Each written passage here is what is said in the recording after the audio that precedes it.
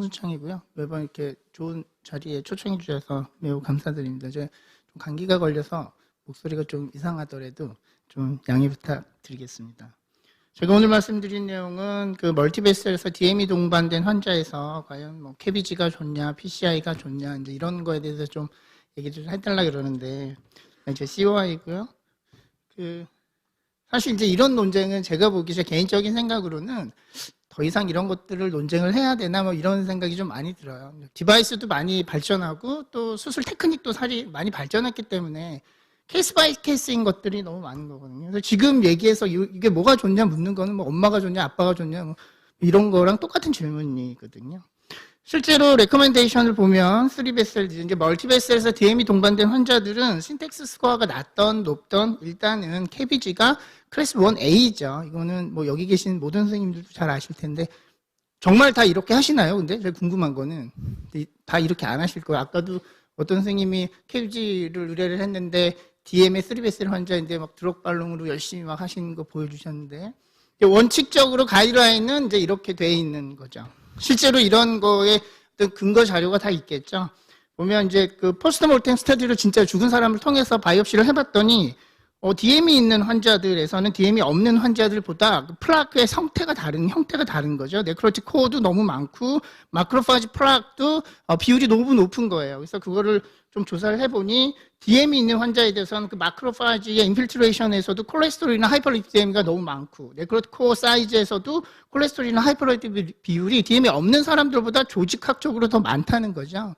이런 이유, 즉 네오인티마 하이퍼플라지아가 DM에서 많이 생기는 이유는 아마 저보다 잘 아실 것 같은데 바스큘러 스머스 머슬 셀에 있는 페노타이컬리 컬처를 시켜보면 이런 형태들이 너무 어브노멀하고 어그레시브하게 비헤이버를 한다는 거죠. 그런 이유는 아디포스 루지스틴이 역할을 하는데 이게 특히 DM에서는 업레귤레이션이 돼 있고 또한 프로인플라토리 사이토카인 뭐 타입 2에서는 항상 많이 있다는 그 인터로킨 1 베타 같은 경우에는 이런 것들이 또 바스큘러 스무스 머슬 셀에 영향을 미치고 또 이런 것은 글루코스나 인슐린이 높아져 있을 때 또 다시 또 발현이 더 많이 되고 결국은 이런 것들 때문에 코로나리 네로잉 혹은 스럼보시스가 DM인 특히 타입 2 DM에서는 더 엑셀러레이션 된다는 거죠.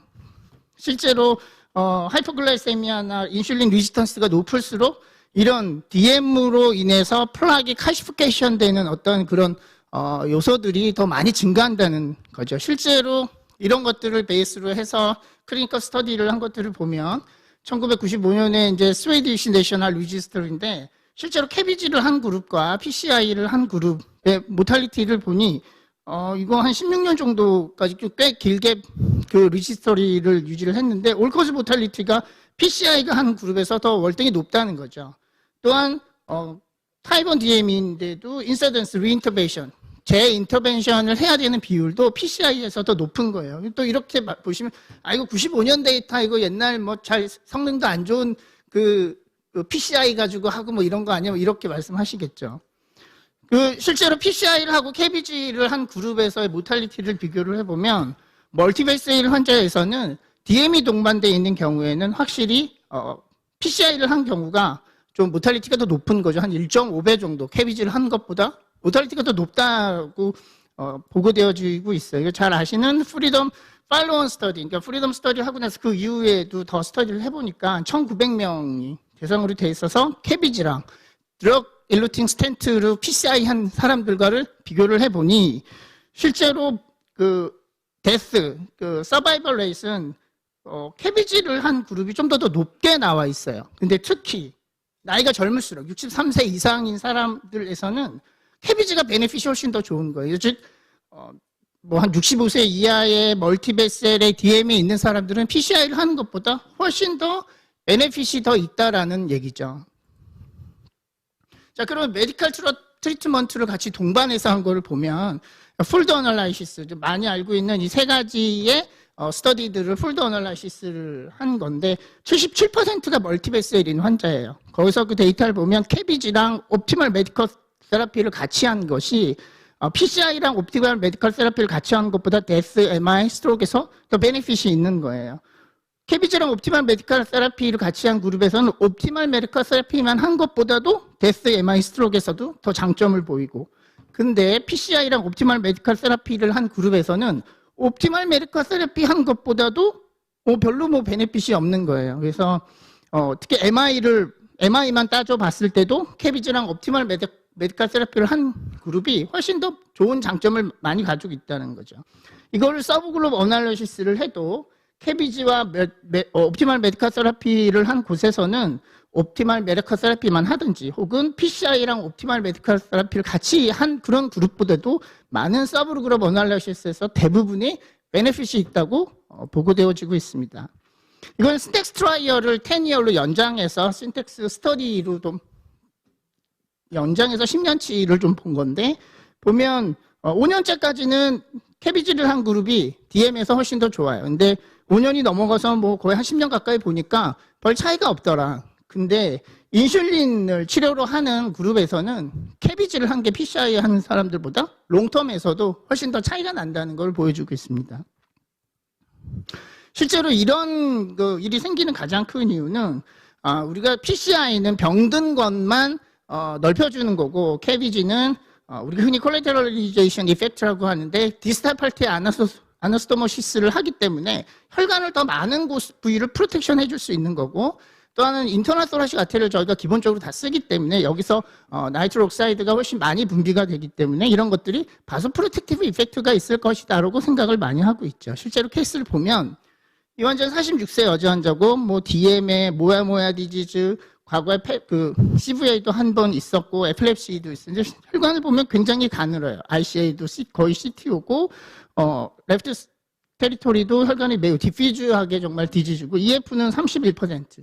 로우 이젝션 프랙션은 하프헬리어 환자인데 오피캡을 했죠. 리마도 연결하고 라이트 코로나리도 연결을 하고 해서 2년이 정도가 지나서는 LV 펑션이 61%까지 거의 많이 좋아졌고 체스트 PA를 비교해보면 리버스 리모델링이 생겨서 심장 크기가 많이 줄어든 거를 볼 수 있어요. 그래프트는 전부 다 페이턴트 한 환자고요. 이 환자는 52세 남자 환자인데 타입 2 DM.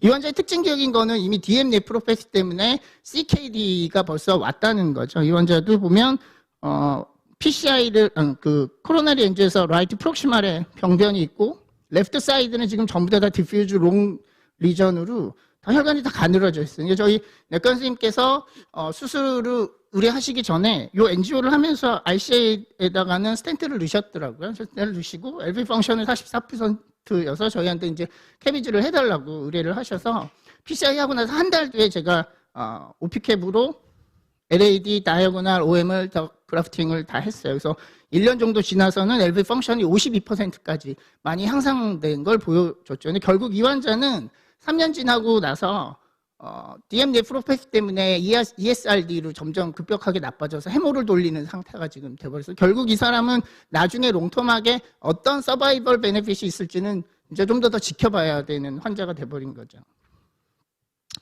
이분은 제가 저희 내과 선생님이 주신 자료인데요. 타입 2 DM이고 67세 남자 환자인데 다른 지역에 있다가 갑자기 숨차고 그래서 그쪽 병원에 갔는데 RV 펑션이 26%고 코로나리 엔지오가 이런 상태, 다 CTO. 그래서 가셔서 수술을 받으시라고 이제 저희 병원에 왔는데 저희 내과 선생님이 외래에서 보시고 엔지오를 다시 해보고 이거 LV 펑션은 낮지만 CTO 이거 뚫을 수 있을 것 같아서 PCI를 하셨어요. 그러니까 보면 RC 레프트 메인에서 미드 LAD까지 저는 잘 모르는데 이렇게 스텐트 넣으시고 프락시말 RC에도 이렇게 스텐트 넣으시고 스텐트를 다 넣으셔서 보면 다 열려 있죠. 그래서 잘 된 것 같이 보이는데 이 환자가 4년이 지나서 체스트 페인이 와서 다시 이제 보니 그 스텐트 넣은 부에 프락시말 포션이 전부 다 지금 리스테노시스가 생긴 거예요. PCI하고 4년이 지났는데 이 환자는 아직 계속 EF는 20%대로 회복되지 않고 있는 이런 상황이 생겼다 그러더라고요. 그럼 과연 모든 환자를 수술을 하면 이게 다 좋냐? 이 환자는 80세 여자 환자입니다. 하이퍼텐션, DM, 디슬리피드하고 언컨트롤드 DM. 오랄 메디케이션하고 그 인슐린을 막 쓰는데도 DM이 잘 조절이 안 돼서 이 환자 DM은 정말 저희 내분비내과 선생님이 따로 막 콜 받으면서 조절해주고 그런 분이셨는데 RCA는 디스탈 파트 외에는 비교적은 괜찮아 보여요. 근데 보면 LAD 쪽 레프트 사이드는 전형적인 DM 환자, 디퓨즈 롱 리전처럼 혈관도 매일 가늘고 EF는 48% 정도니까 뭐 그냥 프리절브도 돼 있는데 당연히 이제 오피캡을 했죠. LA도 되고 OM하고 사피너스 그래프트에서 EF는 53%까지 좋아졌어요. 그런데 이 연세가 드신 이 할머니 언컨트롤드 DM에다가 수술하고 나서 너무 오랄 인테이크가 안 되고 막 이런 분이었는데 운두가 디히신스가 생긴 거예요. DM이 언컨트롤드가 되고 오랄 인테이크 푸어가면 이제 수술 직후에 운두가 잘 힐링이 안 되는 거죠. 세컨더리 크로즈를 했는데도 불구하고 힐링이 안 돼요. 그 다음에 저희 성형외과에서 팩토럴 메이저 머스를 이용해서 플랩까지 돌렸는데도 아직도 100% 힐링이 안 돼 있어요. 이런 거를 보면 무조건 또 수술을 하는 게 모든 환자한테서 다 베네핏이 있을까 이런 거를 고민을 하게 되죠. 그래서 다시 돌아가면 이런 환자한테 있어서 뭐 PCI가 좋고 뭐 페비지가 좋고 이런 표현보다는 지금은 이제 저희가 의료진 하트팀 이런 표현을 많이 쓰잖아요. 약물도 많이 좋아지고 그 다음에 수술하는 어떤 테크닉도 많이 좋아지고 여기 계신 선생님들이 PCI나 어떤 디바이스나 테크닉도 많이 좋아져서 이런 환자의 오리엔테이션 되는 치료 방침을 결정하는 게 그게 가장 현명한 방법이 아닌가 생각이 듭니다. 경청해 주셔서 감사합니다.